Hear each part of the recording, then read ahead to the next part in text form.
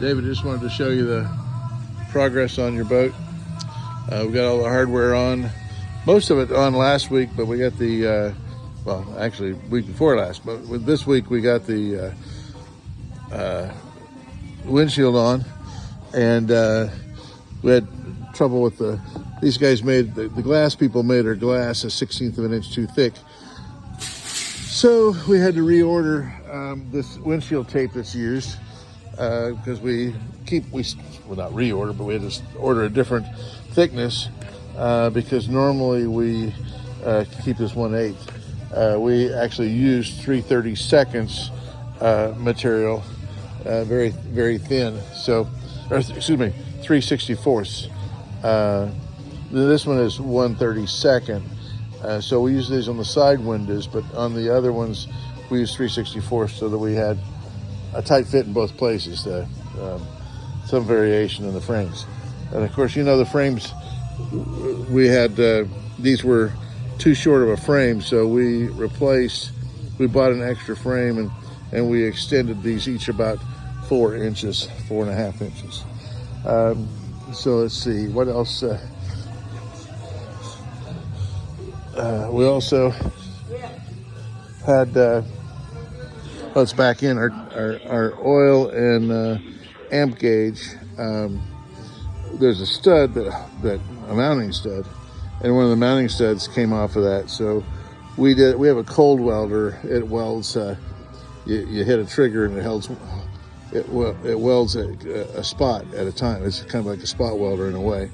And so we welded basically brass welded the brass to the brass case and brass fastener to that. We've had the floor in, and we had the kick plate in, but we had to get up there to do the wiring for the horn and for the bow light. So we pulled the kick plate back down temporarily. And then these basically ramps back here, it's spacers to space the floor up higher to clear the exhaust pipe. And the old spacers were, well, they were really gnarly. They had some rot on the surface of those right under the floor, which the floor was partially rotted. So of course we did a new floor some months ago, but we also, the floor was supported off of the frames, and it was every other frame that was supported. That frame, this frame was not supported. So we added blocks between the frames and this rail, so that we have support on every frame. And that we added when we did that. I don't know if we told you earlier that we had purchased you a stern pole socket, and so when we had the sister to your boat in here, we discovered that the one that we had purchased was the wrong one, that it needed to have a larger angle, a greater angle. And so we have one with a greater angle here. And this is a fuel cap that I believe came with your boat. We have a replacement fuel cap for that's not gnarly like this one is.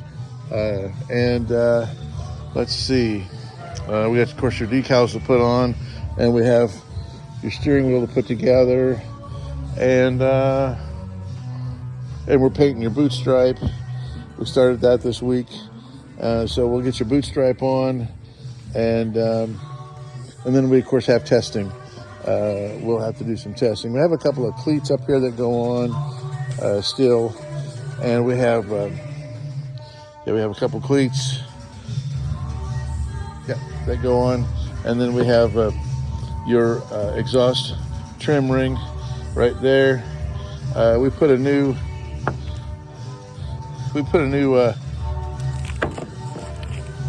this is what was holding your shifter, the pivot point on the shifter. We put a new bolt in, stainless steel bolt in there. As you can see, this one's pretty gnarly. And we ordered a fine thread stainless steel 7/16 20 fine thread. This goes in the clevis This one went in the clevis between the end of your shift rod and the clevis on the rod that goes back to your shifter on the transmission. This is your rear seat frame getting ready to be put in. And we have your prop in a box over here. Here's the rest of your steering wheel parts. It's a horn ring and a spring that goes in the steering column and so forth.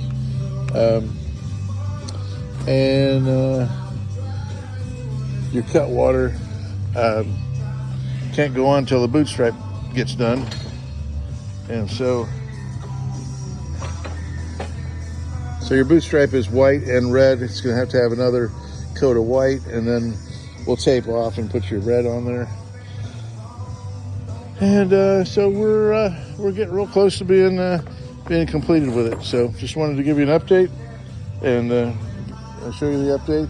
Now these guys go on your seat frames, your seat bottom frames. They go on there. They're a little dusty, but we'll clean right off. Since the last update, we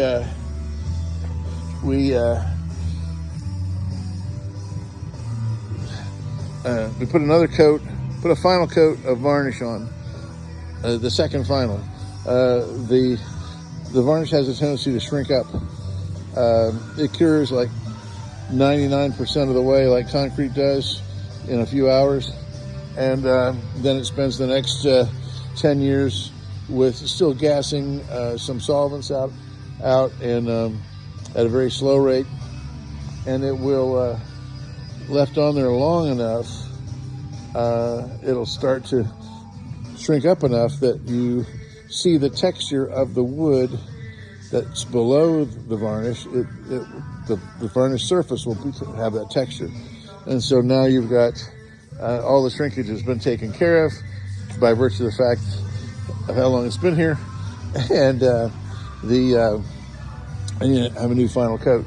We also did a final coat for your engine hatch, which is up here in our varnish area.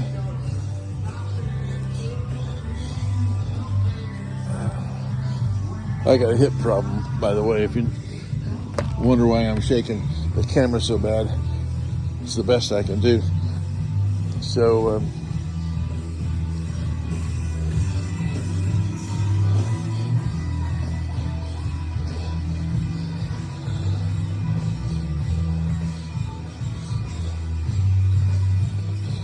your engine box is the far one, and as you can see, it gives you a pretty nice mirror image.